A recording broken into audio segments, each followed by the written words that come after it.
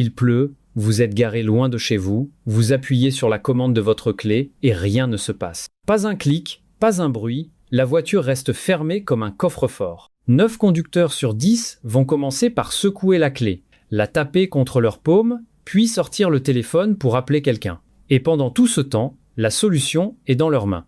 Parce que dans quasiment toutes les commandes modernes, il y a une clé de secours mécanique cachée à l'intérieur. Un petit bouton coulissant sur le côté ou sur le dos du boîtier et la lame métallique sort toute seule. Il vous reste ensuite à trouver la serrure, qui sur beaucoup de modèles récents n'est plus visible. Elle est dissimulée derrière un petit cache en plastique sur la poignée de porte conducteur que vous déclipsez avec la lame elle-même. Testez-le une fois tranquillement dans votre garage, pas un soir d'hiver sous la pluie. Vous me remercierez plus tard. Tant qu'on est sur cette petite commande, que vous trimballez toute la journée dans votre poche, sachez qu'elle sait faire beaucoup plus qu'ouvrir et fermer. Sur une bonne partie des voitures vendues en France, si vous maintenez le bouton de fermeture appuyé plusieurs secondes au lieu de faire un appui bref, toutes les vitres remontent en même temps et le toit ouvrant se referme avec elles. C'est ce qu'on appelle la fermeture confort. Et l'inverse existe aussi sur pas mal de modèles. Un appui long sur le bouton d'ouverture et les vitres descendent toutes seules, ce qui est franchement pratique quand vous revenez sur un parking en plein mois d'août et que l'habitacle est à 40 degrés. Vous laissez l'air chaud s'évacuer pendant que vous marchez jusqu'à la voiture. Sur beaucoup de véhicules, la même logique replie automatiquement les rétroviseurs extérieurs au verrouillage, ce qui vous gagne quelques centimètres précieux dans une rue étroite et protège vos coques des rétroviseurs arrachés au passage. Le seul vrai conseil ici, c'est d'ouvrir la notice 5 minutes pour trouver la combinaison exacte de votre modèle. Petite précision par contre, le démarrage moteur à distance, très courant aux États-Unis, reste presque toujours désactivé sur les versions européennes pour des raisons réglementaires, donc n'espérez pas trop de ce côté-là. Dans la catégorie des équipements qui travaillent dans votre dos sans que vous leur disiez jamais merci, il y a le rétroviseur intérieur à occultation automatique. Vous savez, ce miroir qui se teinte tout seul quand le conducteur derrière vous roule en plein phare, ou qu'un utilitaire haut sur roue vous colle avec des feux au ras de votre nuque. Ce n'est pas un filtre, ce n'est pas un traitement de surface, c'est un verre électrochrome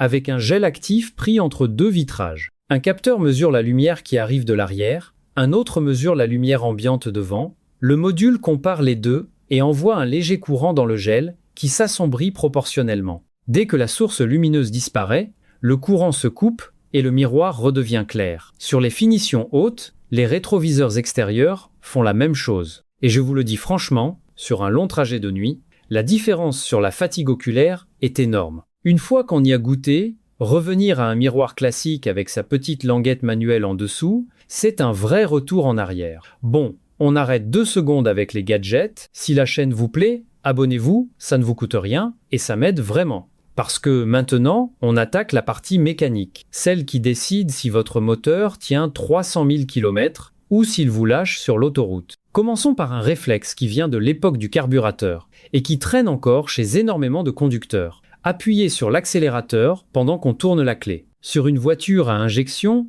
non seulement ça ne sert à rien, mais c'est franchement mauvais. Quand vous enfoncez la pédale au démarrage, vous demandez au calculateur d'envoyer du carburant supplémentaire dans une chambre de combustion qui n'en a pas besoin. Le mélange devient beaucoup trop riche et cet excès de carburant liquide vient laver le film d'huile qui protège les parois des cylindres. Résultat, un démarrage plus brutal, des coups et surtout une usure accélérée des segments et des chemises, exactement là où vous n'avez pas envie d'user quoi que ce soit. Votre calculateur sait déjà, à la milliseconde près, quelle quantité de carburant il faut selon la température moteur, la température d'air et la pression atmosphérique. Laissez-le faire son travail, gardez le pied droit tranquille et tournez simplement la clé. Et si justement le moteur refuse de démarrer, il y a un petit test de diagnostic que tout le monde devrait connaître avant de paniquer. Mettez le contact sans lancer le démarreur, coupez la radio, la ventilation et tendez l'oreille vers l'arrière de la voiture, vers le plancher, sous la banquette. Vous devez entendre un léger bourdonnement pendant 2 ou 3 secondes. C'est la pompe à carburant qui met le circuit sous pression avant le démarrage. Si vous entendez ce bourdonnement,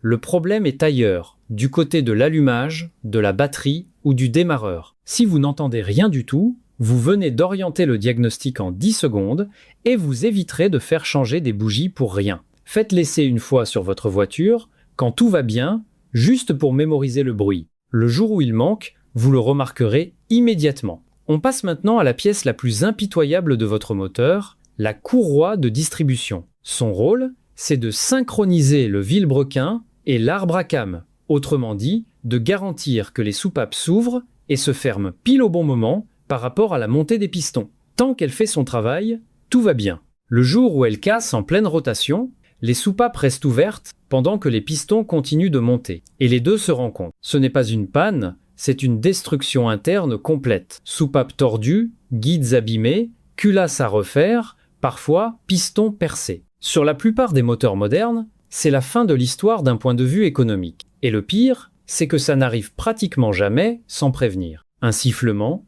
un couinement à froid, une courroie qui présente des micro-fissures sur sa face intérieure, un galet tendeur qui commence à faire un bruit de roulement sec, des vibrations inhabituelles au ralenti. Le kit complet, courroie plus galet, plus pompe à eau, quand elle est entraînée par la distribution, se remplace selon l'échéance du constructeur, en kilométrage, mais aussi en années, parce que le caoutchouc vieillit même sur une voiture qui roule peu. Si vous achetez une occasion et que le vendeur ne peut pas vous montrer la facture de la distribution, considérez qu'elle n'a jamais été faite et négociez en conséquence. Autre erreur qui coûte très cher pour une bêtise minuscule, le liquide de refroidissement. Beaucoup de gens pensent qu'un antigel, c'est un antigel et qu'un bidon en vaut un autre du moment que la couleur ressemble. C'est faux. Les technologies sont différentes, les additifs anti-corrosion sont différents et surtout ils sont chimiquement incompatibles entre eux. Mélangez deux familles de liquides et les additifs réagissent l'un contre l'autre. Vous obtenez une boue brunâtre qui se dépose dans le radiateur,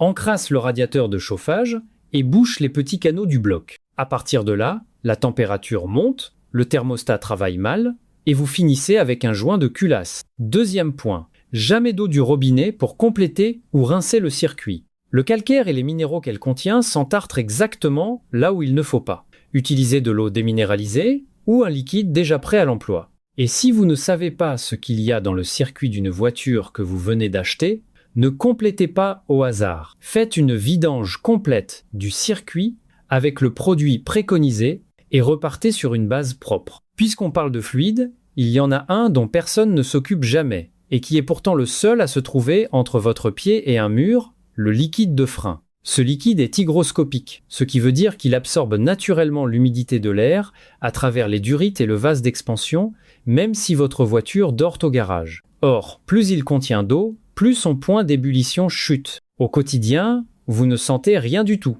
Mais le jour où vous descendez un col, ou que vous freinez fort plusieurs fois de suite sur voie rapide, la chaleur des étriers fait bouillir l'eau contenue dans le liquide. Des bulles de vapeur se forment, et comme le gaz se comprime, alors que le liquide ne se comprime pas, votre pédale s'enfonce dans le vide. C'est ce qu'on appelle le vapor lock, et ça ne prévient pas. La règle est simple, purge complète tous les 2 ans, kilométrage ou pas, avec le type de liquide indiqué sur le bouchon du bocal. C'est l'une des interventions les plus rapides de l'entretien courant et l'une des plus négligées. Dans le même esprit, un petit conseil que je donne à tout le monde, le filtre d'habitacle. Presque personne ne le change, alors qu'il se remplace souvent en 10 minutes derrière la boîte à gants, sans outil particulier sur beaucoup de modèles. Quand il est saturé de poussière, de pollen et de feuilles mortes, le débit d'air s'effondre. Votre ventilation souffle mou, votre pare-brise met 3 fois plus de temps à se désembuer en hiver, ce qui est un vrai sujet de sécurité,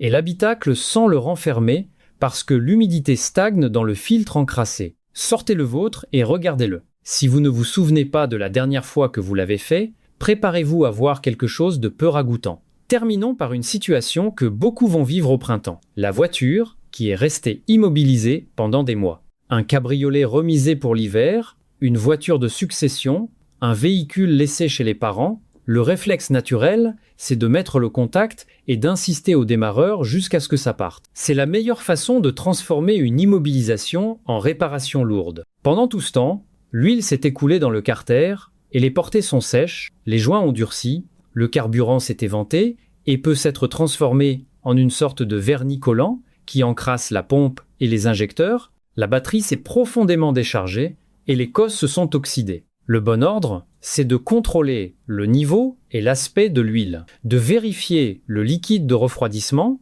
de mesurer la batterie au multimètre et de la recharger lentement plutôt que de la brutaliser au démarrage. Si la voiture dort depuis plus de 6 mois, vidangez le vieux carburant et remettez du frais. Ouvrez le capot et inspectez le faisceau électrique parce que les rongeurs adorent les gaines de câbles et les mousses d'insonorisation, surtout dans les campagnes. Et une fois que le moteur tourne enfin, laissez-le tranquillement quelques minutes au ralenti pour que l'huile remonte partout avant de prendre la route. On récapitule vite fait. La clé de secours est cachée dans votre commande. L'appui longère vos vitres et votre toit. Le rétroviseur électrochrome vous économise vos yeux la nuit.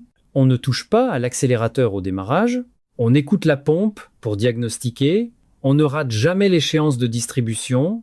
On ne mélange jamais 2 liquides de refroidissement. On purge les freins tous les 2 ans. On change son filtre d'habitacle et on réveille une voiture endormie dans le bon ordre. Maintenant, c'est à vous. Dites-moi en commentaire quelle panne vous occupe en ce moment. Le code défaut qui s'affiche sur votre valise ou la consommation réelle de votre voiture, on en parle ensemble juste en dessous. Et si ce n'est pas encore fait, abonnez-vous. La prochaine vidéo attaque un sujet qui va faire discuter tout le monde en commentaire. À très vite.